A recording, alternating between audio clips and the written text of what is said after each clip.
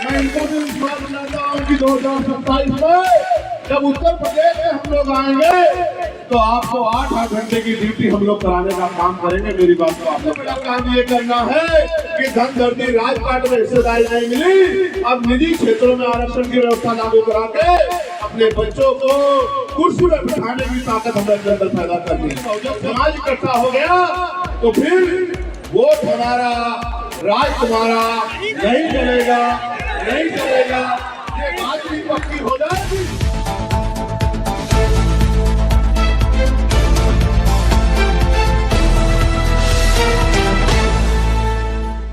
मैं चंद्रशेखर आजाद राजनीति इसलिए कर रहा हूं और आजाद समाज पार्टी के साथियों से ये आग्रह करता रहता हूं, भीम आर्मी के साथियों से, कि आज भी इस देश में हक वंचित समाज के लोग गैर बराबरी का जीवन जी रहे, चाहे वो सामाजिक आधार पे हो, जाति के आधार पे ऊंच नीच आज भी है, और चाहे आर्थिक आधार पे। हमारी राजनीति धन्ना सेठों पूंजीपतियों के लिए नहीं, हमारी राजनीति अपने महान पुरुषों के दिखाए रास्ते पर चल के और समाज को तैयार करके उनकी जो जिंदगी है, उनका जो जीवन है, उसमें स्वाभिमान सम्मान का जीवन मिले और अधिकार का जीवन उनको मिले, इसी के लिए हम लोग राजनीति कर रहे हैं। मैं आपका धन्यवाद भी दूंगा क्योंकि जब मैं चुनाव लड़ रहा था लोकसभा का तो आपने एक एक पैसा यहाँ से इकट्ठा करके अपनी मेहनत की कमाई का नगीना में भेजा। आपके पैसे से जो साधन जुटे, उन साधनों से जो शक्ति का निर्माण हुआ, उसी की वजह से हमने लोकसभा में जीत हासिल की। मैं पुनः आप सब लोगों को धन्यवाद और आप सब लोगों का स्वागत करता हूँ। बाबा साहब ने हमें इज्जत की जिंदगी मिल जाए, अपने 4 बच्चे कुर्बान कर दिए और हम बाबा साहब और उनके समकालीन महान पुरुषों ने काम किया, काशीराम साहब और उनके समकालीन महान पुरुषों ने काम किया, तो आज हमें इज्जत की जिंदगी मिली है। और अगर हम लोग काम करेंगे तो आने वाली पीढ़ियों को इज्जत की जिंदगी मिलेगी, और अगर हम लोग काम नहीं करेंगे तो गुलामी आ जाएगी, और गुलामी आ जाएगी तो फिर भाई अगर वही जीवन चाहते हो तो कोई बात नहीं। गौर करो, गांव से जाने वाली बारातें देखी आप लोगों ने? जब पहले बारात जाती थी तो बस खड़ी हो जाती थी, तो गांव के जो जिम्मेदार समझदार लोग होते थे वो बस में जाकर बैठ जाते थे, जबकि उनको पता है कि 2 घंटे बाद बस चलेगी। और आपके मेरे जैसे नौजवान बस के आसपास घूमते रहते थे, और जब आखिरी में बस का चलने का नंबर आता तो दौड़ के बस की तरफ भागते थे, और जब जाके देखते तो सारी सीटें फुल है, और जब सारी सीटें फुल है तो देखते को रुक जाए तो उसकी जगह बैठ जाए, और 3-4 घंटे का सफर हो तो टांगे कट जाए, फिर कहीं गेट के पास बैठे, फिर किसी हाथ जोड़े जरा सरक जाओ। तो अगर समझदारी दिखा के पहले ही अपनी कुर्सी पकड़ लो तो फिर ये दिन थोड़ा ही देखना पड़ेगी, कहीं ऊपर दीवार पे चढ़ना पड़े, कहीं उधर दीवार पे चढ़ना पड़े। समझदारी तो दिखानी पड़ेगी, दिखानी पड़ेगी।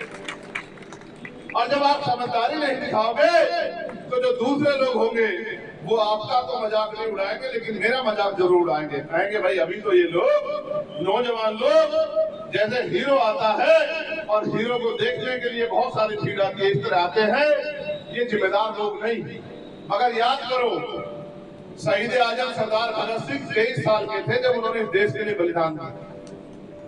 फांसी का फंदा चूमना कोई आसान काम नहीं होता है, और ये पता होने के बाद की मौत निश्चित हो चुकी है, ये कोई छोटा काम नहीं है। इसके लिए गंभीरता पैदा करनी पड़ती है और सबसे ज्यादा अपने अंदर त्याग की भावना पैदा करनी पड़ती है।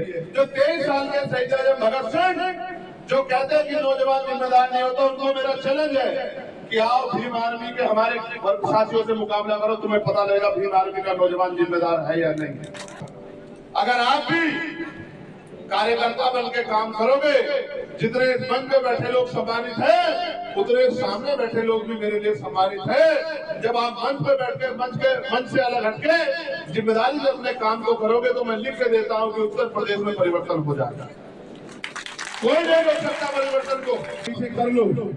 अब हमें समझदारी दिखानी है कि सिर्फ हमें नारा नहीं लगाना, हमें अपने गांव में जाके अपने बूथ को तैयार भी करना है और एक एक बूथ को हमें जिला के लेके आना है, बहन को भी जाके समझाना है, भाई को भी जाके समझाना है, माँ को भी समझाना है, चाची ताई दादी को भी समझाना है, पिता चाचा को भी समझाना है कि जितना काम होना था हो गया।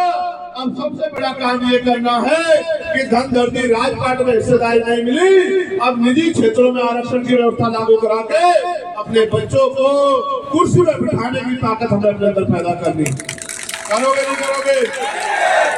अगर आपने ऐसा कर लिया तो फिर आपको कोई ताकतवर होने से नहीं रोक सकता। अब महसूस करो, मैं तो देश भर में घूमता हूँ, मेरे पास होमगार्ड के भाई आते हैं कि भैया कोई नहीं बोलता, आप ही बोल सकते हो, हमारा वेतन मानदेय बढ़वा दो, हमें जो है हमें और सुविधा भी मिल जाए, पेंशन का लाभ भी मिल जाए, हमें और लाभ भी मिल जाए, तो भैया हमारे बारे में सोचो। पीआरडी के जवान भी आते हैं, आशा आंगनबाड़ी बहनें भी आती हैं, भोजन माता भी आती हैं, शिक्षा मित्र भी आते हैं, ग्राम पंचायत सहायक भी आते हैं और तमाम लोग भी आते हैं कि भैया हमारी मदद करो। बीएड के बच्चे आते हैं, हमारी आवाज उठाओ, बीटीसी के बच्चे आते हैं, हमारी आवाज उठाओ, 69,000 शिक्षक भर्ती के बच्चे आते हैं, भैया नौकरी दिला दो। ये एसएससी जीडी के बच्चे भी यहाँ हैं, वो भी आते हैं, भैया हमारी नौकरी दिलवा दो। मैं इनसे कहता हूँ कि तुम भी मांग रहे हो और मेरा भी हाथ फैलवाना चाहते हो, अगर कुछ भी चाहते हो तो यहाँ मांगने वाले नहीं देने वाले बन जाओ। उसका लोकतंत्र में आसान तरीका है, वोट देने में कोई पैसा नहीं लगता, वोट को तैयार करना पड़ता है और जिस दिन इलेक्शन आता है उस दिन एक एक वोट को अपने निशान पर जाके डाल कर आना पड़ता है। जिस दिन ये समाज ये काम करने लगा और जिस दिन बहुजन समाज इकट्ठा हो गया तो फिर वोट हमारा, राज तुम्हारा नहीं चलेगा, नहीं चलेगा। ये बात भी पक्की हो जाएगी, लेकिन अगर हमने लापरवाही की और हम नारा लगाते रहे, फोटो खिंचाते रहे, वीडियो बनाते रहे, हाथ पे हाथ धर के बैठे रहे, तो 10 साल में हम यहाँ भूखे मरने की कगार पे आ जाएंगे। इसका उदाहरण बताता हूँ कि देश के प्रधानमंत्री 85 करोड़ लोगों को 5 किलो राशन दे के ये कहते हैं कि हमारा देश तरक्की कर रहा है। जिस देश में आधे से ज्यादा आबादी 5 किलो सस्ता राशन लेके जीवन जी रही है, जीवन गुजार रही हो, इनमें से आधी से ज्यादा आबादी ने हवाई जहाज में बैठ के ना देखा हो, हेलीकॉप्टर में बैठ के ना देखा हो, एसी वाले डब्बे में ट्रेन के सफर ना किया हो, जिनपे 4 पहियों की गाड़ी ना हो, जिनपे अच्छा मकान ना हो, जिनपे सुख सुविधाएं ना हो, वो देश कैसे विकसित देश हो सकता है? वो कैसे तरक्की कर सकता है? देश के चंद पूंजीपति आगे बढ़ रहे हैं और देश का गरीब गरीब होता जा रहा है। किसान भी परेशान है, एमएसपी की गारंटी नहीं मिल रही है, फसल के दाम नहीं मिल रहे हैं। और मैंने पुलिस के साथियों को भी कहा, ये बहुत मेहनत करते हैं, मैं ये देखता हूँ कि हमें तो बड़ा सम्मान मिलता है। ये हमारी बहनें भी यहाँ खड़ी है, बेचारी बहुत मेहनत करती है, भीड़ को कंट्रोल करती है, डांटती भी है, धक्का मुक्की भी हो जाती है, परेशानियां भी उठाती है। हाँ वो अलग है, कभी कभी सरकार के इशारे पे, क्योंकि पुलिस सरकार के अधीन है, थोड़ा सा काम ये गलत भी कर देते हैं, लेकिन इनको उसमें भी सुधार करना चाहिए, क्योंकि इनकी अगर कोई लड़ाई लड़ सकता है तो वो आजाद समाज पार्टी और चंद्रशेखर आजाद है।